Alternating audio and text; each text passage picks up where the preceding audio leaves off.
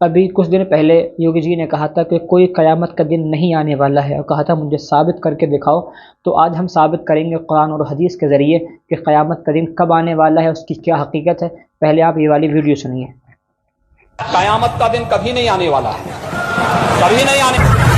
بلکہ یہ تو قیامت ہی کو جھٹلاتی ہے۔ اس دن انسان کہے گا کہ کہاں ہے بھاگنے کی جگہ۔ ایک مسلمان کے لیے جتنا اللہ اور اس کے رسولوں پر ایمان لانا ضروری ہے، اتنا ہی فرشتوں، قیامت اور موت کے بعد زندگی یعنی روز آخرت پر بھی ایمان لانا ضروری ہے، اور اس کا انکار بھی ایک شخص کو دین اسلام سے خارج کر دیتا ہے۔ قیامت یعنی اس مادی دنیا کی تباہی اور موت کے بعد انسانوں کا دوبارہ زندہ ہونا ایک ایسی اٹل حقیقت ہے جس کا کوئی بھی صاحب عقل شخص انکار نہیں کر سکتا، کیونکہ اسے روکنا انسانوں کے بس میں نہیں ہے، بالکل ایسے ہی جیسے موت انسانوں کے بس میں نہیں ہے۔ نہ کوئی اسے روک سکتا ہے اور نہ کوئی اس کا انکار کر سکتا ہے، مگر آج بھی کچھ ایسے غیر مسلم موجود ہیں جو کہ اس قیامت کا نہ صرف انکار کرتے ہیں بلکہ اس بات پر اعتراض کرتے ہیں کہ مرنے کے بعد جب ہماری ہڈیاں بالکل بوسیدہ ہو جائیں گی تو کس طرح سے یہ ممکن ہے کہ کوئی بھی خدا یا اللہ کی ذات انہیں دوبارہ سے ایک بار پھر سے اکٹھا کر کے ہمیں میدان محشر کے اندر اپنے سامنے اکٹھا کرے اور ہمارے ساتھ سزا و جزا کا معاملہ کرے۔ یہ تو بالکل ناممکن سی بات ہے، لیکن یہ کم عقل اس بات کو بھول جاتے ہیں کہ اسی اللہ نے انہیں دنیا کے اندر ایک بے جان پانی کے قطرے سے پیدا کیا، ان میں جان یعنی روح کو پھونکا اور اس کے بعد ان کے لیے موت رکھی۔ جو اللہ کی ذات ان کو پہلی مرتبہ پیدا کر سکتی ہے، اس کے لیے دوبارہ سے ان کو موت کے بعد زندہ کرنا کون سا مشکل کام ہے؟ اگر ہم انسان اپنی تاریخ کا مطالعہ کریں تو ہمیں اندازہ ہوگا کہ ہم انسان ہر لمحہ قیامت کے حالات کی طرف مسلسل بڑھ رہے ہیں، جیسے ایک بس اپنی منزل کی طرف مسلسل بڑھتی چلی جا رہی ہے، مگر کچھ مسافروں کو تو اس کا احساس ہے اور کچھ کو منزل پر پہنچ کر یعنی قیامت کے دن کو اپنے سامنے دیکھ کر اس کا احساس اور اس کا یقین ہوگا۔ انسانوں کی آبادی 1804 کے اندر 1 ارب تک پہنچنے کے اندر 2 لاکھ سال لگ گئے، لیکن اگلے 100 سال کے بعد یعنی 1927 کے اندر یہ ڈبل ہو گئی یعنی 2 بلین۔ اگلے 50 سال کے اندر یہ ڈبل ہو گئی یعنی 1974 کے اندر 4 بلین، اور آج ہم انسان 2023 کے اندر ڈبل یعنی 8 بلین کی آبادی کو کراس کر چکے ہیں۔ انسان مسلسل بڑھتے جا رہے ہیں اور جگہ مسلسل کم پڑ رہی ہے، وسائل دنیا کے اندر لمیٹڈ ہونے کی وجہ سے مسلسل کم ہو رہے ہیں۔ ہر روز 828 ملین لوگ یعنی دنیا کی آبادی کا 10% لوگ سڑکوں پر بھوکا سوتے ہیں۔ دنیا کی آبادی کا 30% صرف 2 وقت کا کھانا ہی کھا پاتی ہے۔ آج بھی آپ اگر اپنے ارد گرد ذرا غور کریں تو دنیا کے اندر اس وقت زیادہ تر ترقی یافتہ ملک وہی ہیں جن کی آبادی تھوڑا سا کم ہے۔ یہ انسانی آبادی ہر لمحہ ملٹی پلائی ہو کر ایک خطرناک حد تک انسانوں کی آبادی کو مسلسل بڑھا رہی ہے، جن میں سے موت سے ختم ہونے والے لوگ بہت کم ہیں، اور اس آبادی کو بڑھانے والے لوگ مسلسل بہت زیادہ تعداد کے اندر دنیا میں اس وقت بھی موجود ہیں۔ اگر یہ معاملہ ایک گھر کے اندر ہو کہ وہاں کے لوگوں کی آبادی تو مسلسل بڑھتی جائے اور ان کی جائیداد بہت کم ہو، تو وہ اس جائیداد کے لیے ایک دوسرے سے لڑیں گے، یہاں تک کہ ایک دوسرے کی جان کے دشمن بھی بن جائیں گے۔ اب ذرا اسی سینیریو کو دنیا کے ہر ایک ملک پر اپلائی کر کے سوچیں کہ جب دنیا کے اندر وسائل مسلسل کم ہوں گے تو لوگ کیسے ایک دوسرے کو زندہ رہنے کے لیے قتل کرنا شروع کریں گے۔ دنیا میں ظلم و ستم کا ایک نہ ختم ہونے والا سلسلہ شروع ہو جائے گا۔ ہر روز اس دنیا کے اندر تقریباً 5 لاکھ لوگ نئے پیدا ہوتے ہیں اور تقریباً 1.5 لاکھ لوگ ہی مرتے ہیں۔ ہر انسان چاہتا ہے کہ اس کی اولاد بڑھے، اس کی نسل مسلسل پھیلے، مگر جب یہ حد سے بڑھ جائے گی تو اسے ختم کرنے کے لیے قدرت ہر 100 سال کے بعد خود سے مداخلت کرتی ہے، قدرتی آفات کی صورت میں، مثلاً کوئی وائرس، زلزلے، طوفان یا کسی جنگوں کی صورت۔ سائنس کو اب تک دنیا کے اندر 5 بڑی تباہیوں کے ثبوت مل چکے ہیں، جن میں سے کچھ کا ذکر تو قرآن کریم کے اندر بھی موجود ہے، جیسا کہ حضرت نوح علیہ السلام اور ان کی کشتی کا واقعہ، اور سائنس اسے ڈوین ایکسٹینشن کے نام سے جانتی ہے، جب سمندر کی سطح بڑھنے سے زندگی کا زمین پر تقریباً مکمل طور پر خاتمہ ہو گیا۔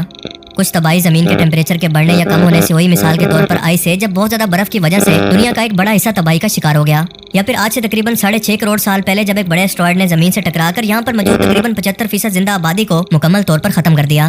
یہ زمین پر اب تک کی سب سے بڑی تباہی تھی، لیکن آج کے ٹائم کے اندر انسانوں کی بڑھتی ہوئی آبادی بالکل ایک ٹائم بم کی طرح ہے، جو ظلم کے بڑھنے کے بعد دنیا اور اس کائنات کی تباہی سے شروع ہوگی، جسے مسلمان قیامت کے نام سے جانتے ہیں۔ اگر ہم ہماری اس کائنات کا مشاہدہ کریں اور اس دنیا کے اندر ہونے والے ہر ایک فزیکل فینومینا کو دیکھیں تو ہم ایک بات نوٹس کریں گے کہ یہاں پر ہر ایک چیز جو زندہ ہے آخر میں اسے بھی موت آتی ہے۔ کلی بن کر کھلنے والا ایک پھول آخرکار مرجھا کر بالکل فنا ہو جاتا ہے۔ ایک بیج سے شروعات کرنے والے درخت کی بھی آخرکار طبعی عمر پوری ہونے کے بعد وہ اس دنیا کو چھوڑ جاتا ہے۔ بالکل اسی طرح سے جانور، پرندے، انسان، اس کائنات کے اندر موجود پلینٹس، سٹارز، گلیکسیز، ہر ایک چیز کے اندر آپ کو بالکل ایک یہی تسلسل نظر آئے گا جو کہ ایک قدرتی عمل ہے۔ آج سائنس اس بات کو مانتی ہے کہ ہماری کائنات کا بھی ایک نقطے سے آغاز ہو کر ایک بڑے دھماکے سے پھٹ کر مسلسل آج بھی پھیل رہی ہے۔ اس کی عمر کے اندر اختلاف ضرور ہے، مگر اس کی شروعات پر سب سائنسدان متفق ہیں۔ حالیہ سائنسی تحقیقات کے مطابق انسان اب تک اس یونیورس کا کنارہ یا پھر اس کا سینٹر پوائنٹ تلاش کرنے کی غلطی میں رہا، مگر اب ان کو بالکل احساس ہو چکا ہے کہ یہ کائنات دراصل بالکل ایک ببل کی طرح ہے اور ہم انسان اس ببل کے اندر کہیں پر موجود ہیں۔ ہمارا وجود اس کائنات کے اندر اتنا چھوٹا ہے کہ ہم جس بھی کنارے کی طرف، جس بھی ڈائریکشن کی طرف دیکھیں تو وہ اس کائنات کا مڈل یا اس کا مرکز ہی بنتا ہے، یعنی اس کائنات کا کوئی کنارہ، کوئی بھی مرکز موجود ہی نہیں ہے۔ ہمارے لیے یہ لامحدود یا پھر انفینائٹ ہے۔ اب سوچنے کی بات یہ ہے کہ یہ ببل جو کہ ایک بڑے دھماکے سے یعنی بگ بینگ سے شروع ہو کر اس سائز کو پہنچا، تو کیا اس کی شروعات سے لے کر اس کا کوئی اختتام نہیں ہوگا؟ جیسے زمین پر موجود ہر ایک زندہ چیز کی شروعات ہوتی ہے اور آخرکار ایک دن اس کا خاتمہ بھی۔ سائنسدان یہ مانتے ہیں کہ جیسے اس کائنات کی شروعات ہوئی بالکل ویسے ہی اس کا اختتام بھی ہوگا، یعنی ایک مخصوص ٹائم پر پھیلنے کے بعد یہ ویسے ہی اس نقطے میں واپس چلی جائے گی جہاں سے اس کی شروعات ہوئی، بالکل ایک غبارے کی طرح جسے ہوا سے مکمل طور پر بھرنے کے بعد اس میں سے ہوا کو نکال دیا جائے۔ جبکہ دوسری تھیوری یہ کہتی ہے کہ یہ یونیورس ایک سائز تک بڑھتے بڑھتے اتنا زیادہ پھیل جائے گی کہ سورج، چاند، ستارے سب ایک دوسرے سے ٹکرا کر قیامت کو قائم کر دیں گے،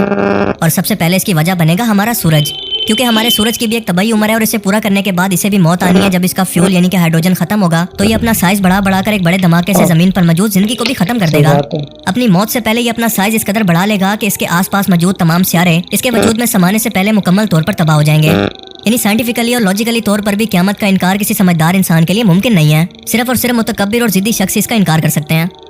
اب اللہ پاک قرآن کریم کے اندر اس قیامت کے بارے میں کیا فرماتے ہیں، ذرا غور سے سنیں۔ حالانکہ یہ تو قیامت کے دن کو جھٹلاتے ہیں اور ہم نے ان لوگوں کے لیے دوزخ کے عذاب کو تیار کر رکھا ہے۔ جس وقت یہ دوزخ ان کو دور سے دیکھے گی تو ان کو دیکھ کر انتہائی غضبناک ہو رہی ہوگی، اور یہ لوگ اس جہنم کے غضب اور اس کے چیخنے چلانے کی آواز کو سنیں گے۔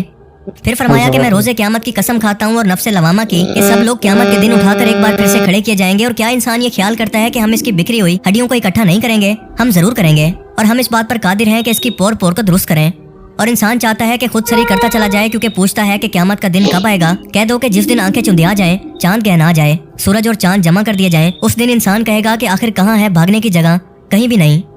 اس کے بعد اللہ پاک سورہ حج کے اندر فرماتا ہے کہ اے انسان اپنے رب سے ڈر، کیونکہ قیامت کا زلزلہ بہت ہی بری چیز ہوگا۔ اس کے بعد اللہ نے قرآن پاک کے اندر قوم عاد اور سمود کی مثال بیان کر کے اس بحث کو ہی ختم کر دیا کہ ان طاقتور قوموں نے بھی ہمارے عذاب کی تباہی کو جھٹلایا تھا، لہٰذا قوم سمود کو ایک بڑے دھماکے سے ہلاک کر دیا گیا، اور قوم عاد کو شدید طوفانی آندھی سے۔ اور وہ دن بھی آنے والا ہے جب ایک سور کو پھونکنے کے بعد تمام پہاڑ اور زمین کو ریزہ ریزہ کر دیا جائے گا۔ یعنی اللہ تعالیٰ نے یہ واضح طور پر فرما دیا کہ جب دنیا کی طاقتور ترین قومیں جن کے بس کے اندر اس عذاب کو ٹالنا نہیں تھا، تو آج کا بے بس انسان اس سور کو پھونکنے کے بعد کی تباہی سے انکار اور اس سے بچنے کا دعویٰ کیسے کر سکتا ہے؟ یہ قدرتی تباہی اس آپ نے دیکھا کیا بتایا گیا کہ قیامت کو اگر ہم